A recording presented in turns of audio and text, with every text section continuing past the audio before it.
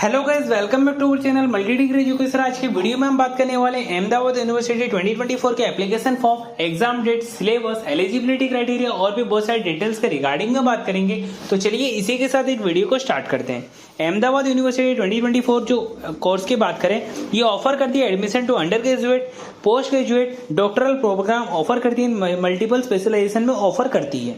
Ahmedabad university BTech admission जो होता है वो जेडब्ल्यू मेन और गुस्केट के थ्रू होता है, और एमटेक का जो एडमिशन होता है in the basis of GATE score के थ्रू इनका एडमिशन होता है। अगर आपको एमबीए में एडमिशन लेना है तो आपका CAT, XAT, CMAT, NMAT, MAT, SNAP, GRE, GMAT के थ्रू इनका जो बेसिस होता है, जो परफॉर्मेंस स्कोर होता है, उसके बेसिस पर एमबीए में एडमिशन होता है।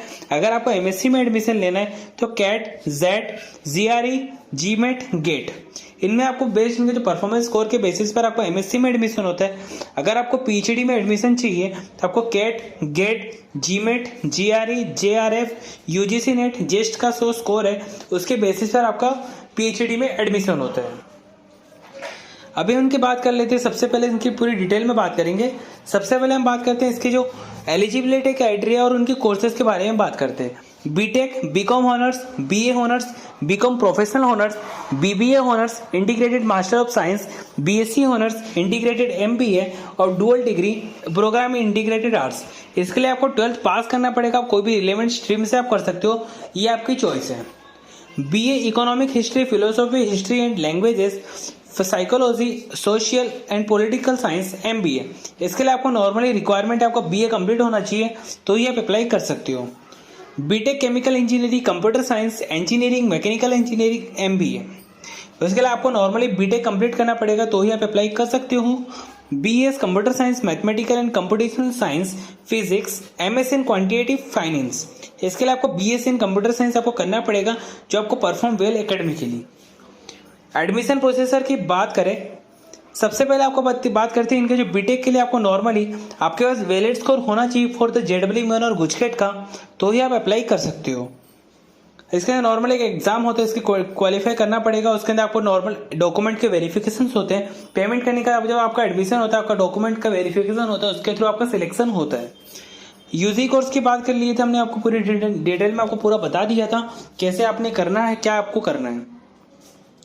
पीजी एडमिशन कोर्स की बात करें तो नॉर्मल इनका होता है MBA, MA in economics, MSc in quantitative finance, MTech in computer science engineering, MTech in composites, MTech in VLSI and semiconductor and एमएमएसएचएम।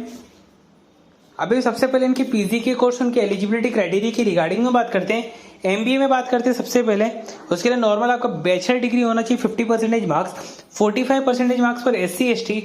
आपके पास वैलिड स्कोर कार्ड होना चाहिए CAT, XAT, CMAT, NMAT, MAT, SNAP, GRE, GMAT में से कोई भी एक आपके पास वैलिड स्कोर होना चाहिए। एमए इन इकोनॉमिक्स करने के लिए आपको नॉर्मल बैचलर डिग्री होना चाहिए, एटलीस्ट आपका 50% मार्क्स होना चाहिए, 45% for SC ST candidates. MSc quantitative finance के लिए आपके पास बैचलर डिग्री होना चाहिए, एटलीस्ट 50% मार्क्स होने चाहिए। एमटेक कंप्यूटर साइंस या इंजीनियरिंग के लिए आपके पास ग्रेजुएट होना चाहिए, B BTech, ECE, computer science, IT, ICT, नहीं तो MSc maths, MSc statistic, MCA, MSc IT, MSc ICT degree, और आपके पास वैलिड स्कोर कार्ड होना चाहिए गेट का, तो ये आप अप्लाई कर सकते हो।